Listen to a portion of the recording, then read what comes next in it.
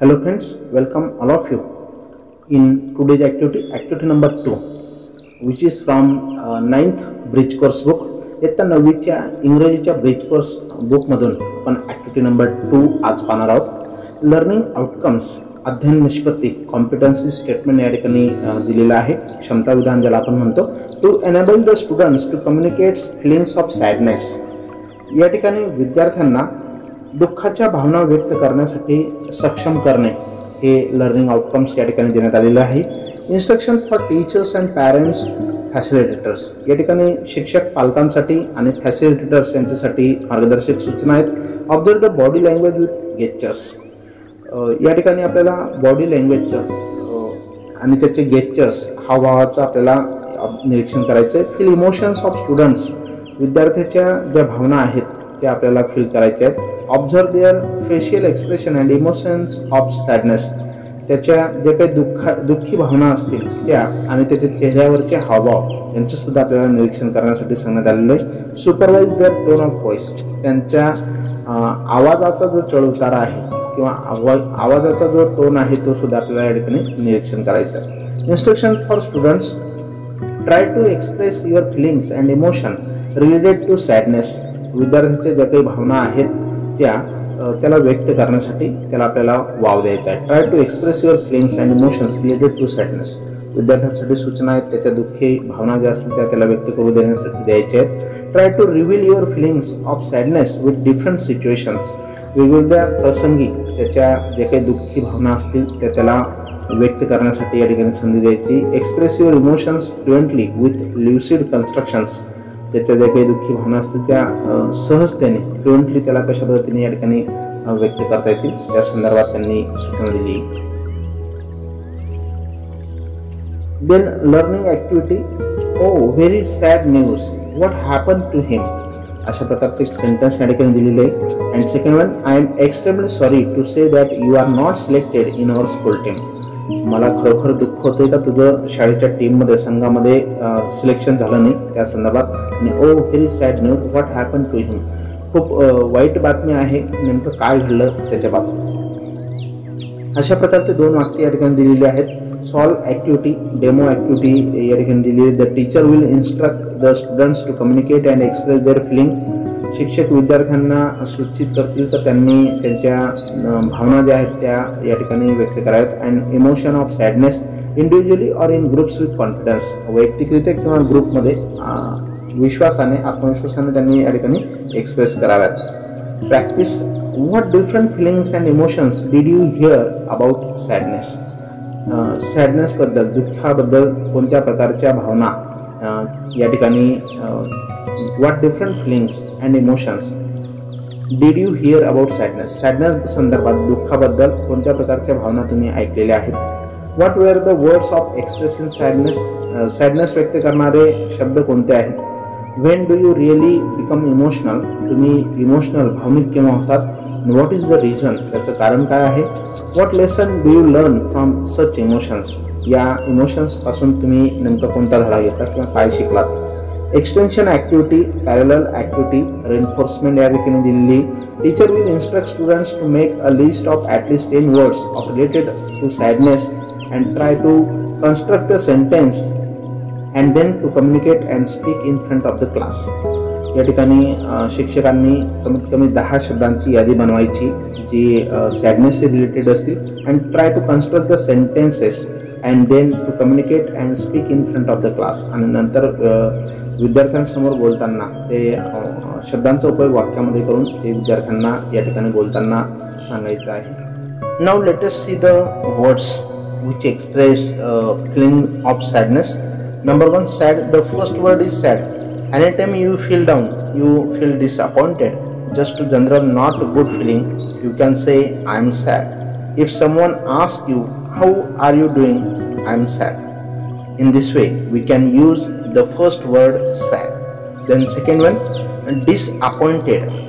The next word is disappointed. You can use this with food, with people, with pets if you like. My parents like to use disappointed when they wanted to express that I did not live up to their expectations. They would say Then next word, lonely.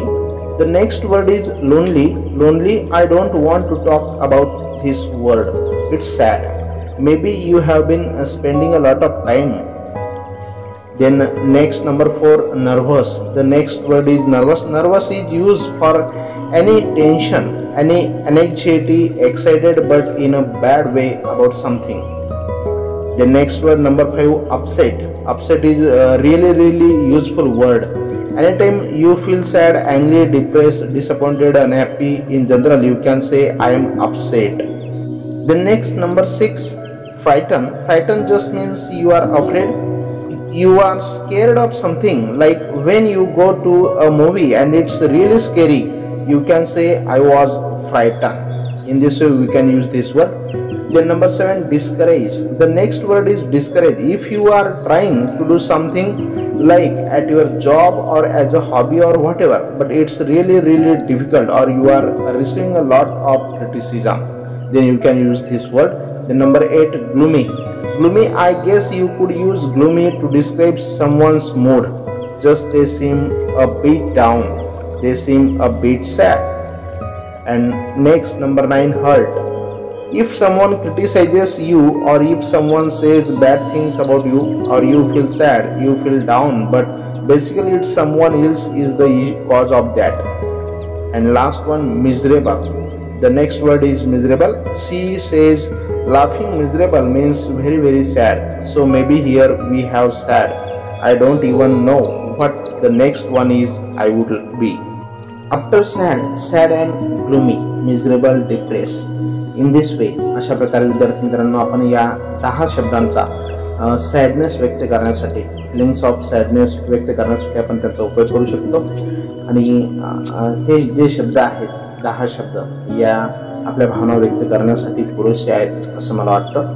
यानंतर विद्यार्थी मित्रांनो या ठिकाणी parallel activity या ठिकाणी दिलेली. Dear मा, I have never truly told you how much I love you. You gave me a life and made it beautiful for me. I have never truly told you how much I love you. आई, मी तुला खरोखर I have never truly told you, मी तुला कधीच सांगू शकत नाही का मी तुझ्यावर किती प्रेम करतो. You gave me a life, तू मला जीवन दिलंस, and made it beautiful for me, आणि माझं जीवन सुंदर देखील बनवलं. I can't forget this forever in my life. माझ्या आयुष्यामध्ये मी कधीच विसरू शकणार नाही. You always motivated me to build my confidence in every moment of my life. माझ्या जीवनामधला प्रत्येक क्षण हा आत्मविश्वासाने भरण्यासाठी, प्रेरित करण्यासाठी तू नेहमीच मला प्रेरणा देत असते. And supported me to become a good human being. आणि माझ्या आयुष्यामध्ये एक चांगला व्यक्ती बनण्यासाठी सुद्धा तू मला नेहमीच सपोर्ट करत असते. थँक्स मा. अशा पद्धतीचं या ठिकाणी एक ॲक्टिव्हिटी दिलेली आहे.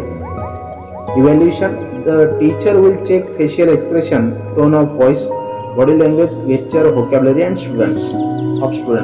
शिक्षक हे विद्यार्थ्याचं फेशियल एक्सप्रेशन चेक करतील, त्याचे चेहऱ्यावरचे हावभाव, टोन ऑफ व्हॉइस, त्याच्या आवाजातील चढउतार, बॉडी लँग्वेज, त्याचे शारीरिक हालचाली असतील, गेस्चर्स, त्याचे हावभाव, व्होकॅब्युलरी ऑफ स्टुडंट्स, आणि त्याची व्होकॅब्युलरी सुद्धा शिक्षक चेक करतील.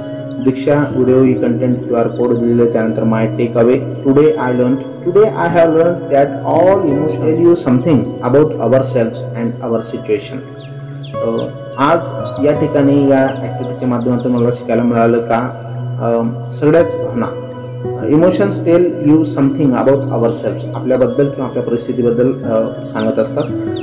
बट समटाइम्स, परंतु काही वेळेस we find it hard to accept, ते स्वीकारणं आपल्याला कठीण जात असतं. What we feel as well as you might describe your self as feeling lonely, heart broken, gloomy and cheerless. अशा प्रकारची ज्यावेळेस परिस्थिती उद्भवते त्यावेळेस त्याचं वर्णन करणं, एकाकीपणा असेल किंवा आपल्याला अशी काही एखादी घटना घडली असेल ज्यामुळे दुःख झालं असेल, किंवा आपला उत्साह आपण गमावलेला असू, अशा काही गोष्टी असतात त्या वर्णन करणं थोडंसं आपल्याला हार्ड जात असतं. तर या गोष्टी आज आपल्याला या ॲक्टिव्हिटीच्या माध्यमातून शिकायला मिळाल्या.